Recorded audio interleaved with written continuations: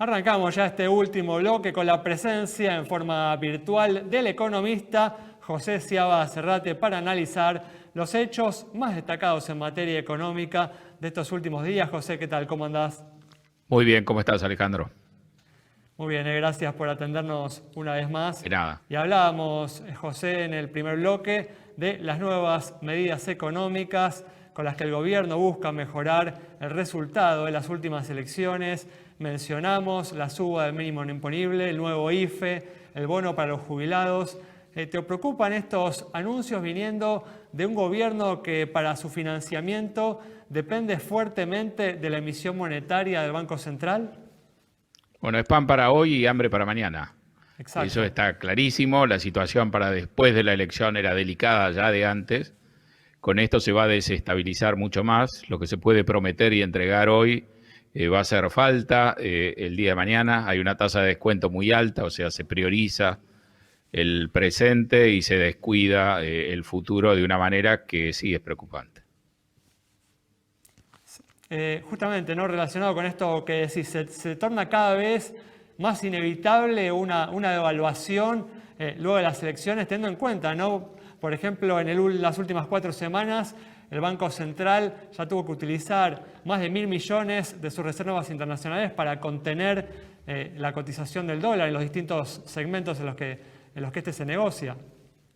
Uno podría pensar la campaña como un recreo electoral que comenzó en junio y se aceleró en julio y agosto de manera muy fuerte. No es la primera vez que se van a usar estos recursos, ya se los usó y de manera intensa y con impacto en la población, porque si uno mira el índice de confianza del consumidor que publica la Universidad de Itela, registró un salto muy fuerte en julio, otro incremento importante en agosto y según esa fuente, la confianza del consumidor ya había recuperado todo lo que perdió en la primera parte del año. Así que se va a insistir sobre un camino ya utilizado. Hay que ver si hay límites y hasta dónde se llega, pero la verdad que eso no funcionó de la manera esperada en las PASO y hay que ver, digamos, cuánto más hay que agregar para generar un impacto que modifique o achique por lo menos las diferencias que se registraron en las PASO en la elección general del 14 de noviembre. ¿Sí, Yami? ¿Cómo te va, José? Por Muy otro bien, ¿cómo lado, estás? ¿qué tipo, o sea, por el tipo de medidas adoptadas, qué resultados de acá a las elecciones se podrían llegar a ver concretos sobre la población? Bueno, puede haber alguna euforia de alguien que reciba algo que aprecie mucho, que lo necesite.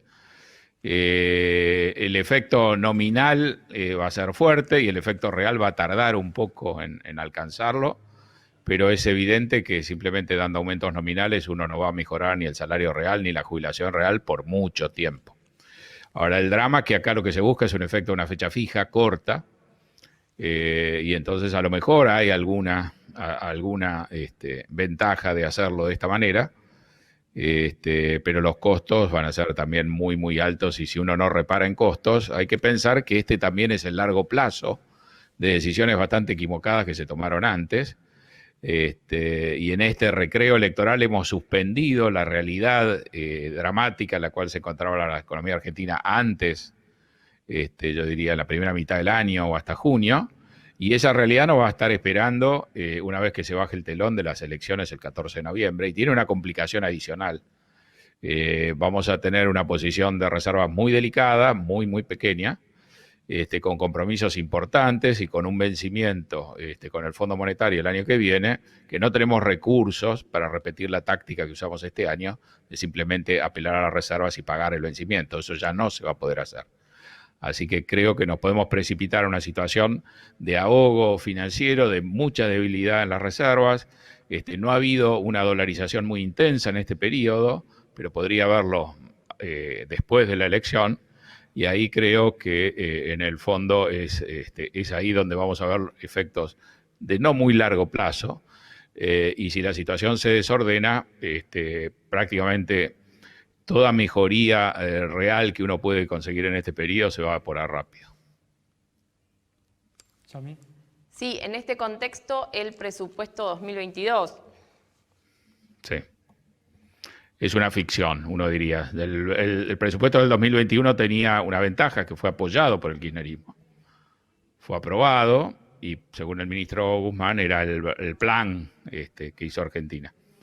Eso se está desdibujando en esta última parte. El 22 está presentado bajo ciertos aspectos que ya ha generado críticas muy fuertes por parte del gobierno, de las filas oficialistas. Así que creo que eso está en el aire, con una situación que se va a complicar antes que termine el 21, y con una decisión muy importante, pero muy difícil de tomar para el gobierno, porque pensándolo bien, el acuerdo con el fondo ya debería haber estado firmado hace mucho tiempo y eso hubiera dado a esta altura una mayor holgura.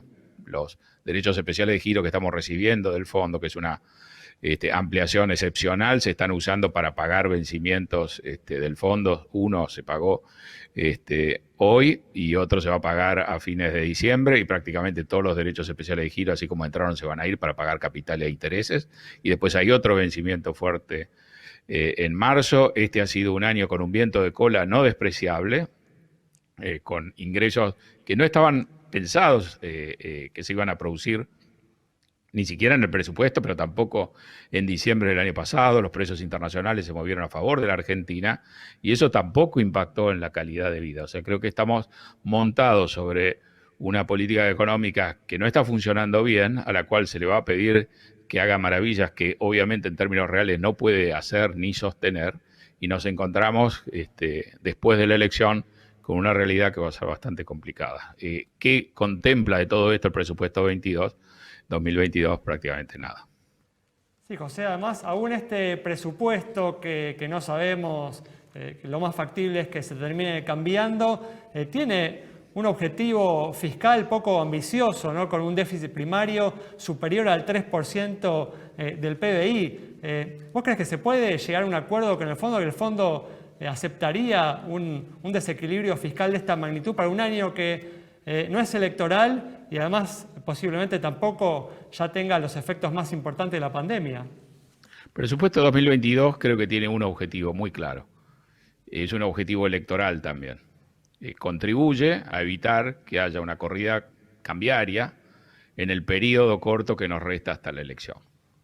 Y sus características de relativa autoridad, que obviamente pueden ser criticadas, creo que tienen que ver con la necesidad de no complicar las cosas en el corto plazo, porque evidentemente si en esta situación uno agregase una fuente adicional de incertidumbre, como por ejemplo un presupuesto que contemplara o que proyectara una continuidad de la expansión que vamos a ver en estos días, la situación sería mucho peor. Yo creo que básicamente está presentado correctamente en el sentido, en la fecha y las formas que corresponde, pero no tiene más aspiración, a mi juicio, que no sumar un factor de perturbación cambiaria de acá al 14 de noviembre. ¿Pero esperás un presupuesto más riguroso en lo fiscal luego de las elecciones de noviembre? No lo sé, pero espero que en la negociación con el fondo aparezca finalmente un programa, si vos querés, un componente del programa fiscal que sea más riguroso que el presupuesto 2022 y que recoja un poco las objeciones que vos planteaste. ¿Das por descontado igual que se va a llegar a un acuerdo con el fondo? No, no lo descuento, no lo doy por descontado. Parece lo más razonable, pero es una decisión difícil. Parecería haber sido mucho más fácil haber llegado a un acuerdo en la primera parte de este año. Lo óptimo hubiera parecido un acuerdo el año pasado y en última instancia si había que adecuar la economía con costos que la política en este año electoral no quiere pagar, eso debió haberse hecho el año pasado. Por alguna razón no funcionó. Este año Guzmán quería cerrarlo en marzo y en abril. Y acordate, por ejemplo, del manifiesto del 25 de mayo, donde el kirchnerismo dijo que no había que pagar a los organismos multilaterales que tenían prioridad la salud y la vida y la deuda quedaba para después. Y todos esos elementos impidieron un acuerdo en un momento que hubiera sido mejor. Y creo entonces que va a ser difícil cerrarlo, aun cuando la alternativa es mucho peor. Muy bien, José, muchas gracias. Cerramos entonces el programa de hoy con el análisis del economista José Ciaba Cerrate sobre lo que puede suceder con la economía luego de las elecciones de noviembre. Nos reencontramos el próximo viernes a las 19:30 aquí en Metro.